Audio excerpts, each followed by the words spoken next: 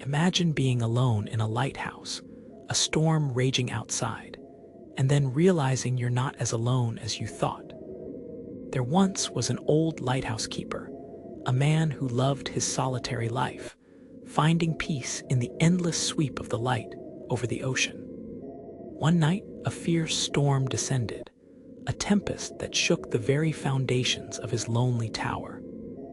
As the wind howled and the rain lashed against the glass of the lantern room, he saw something that froze his blood. A small, pale hand, its delicate fingers splayed wide, pressed against the cold glass as if begging for entry.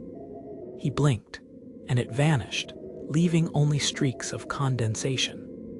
He tried to tell himself it was just the storm, a trick of his tired eyes.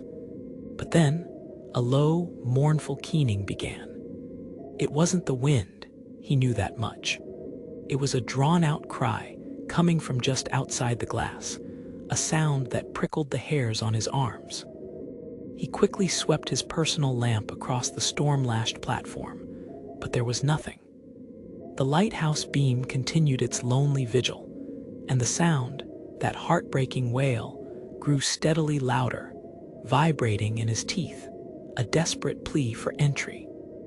He clutched his chest, his heart hammering against his ribs, and spent the rest of the night huddled in a corner, unable to look towards the windows, as the wailing grew more insistent, sounding as if it were just inches from the glass, forever seeking to be let in.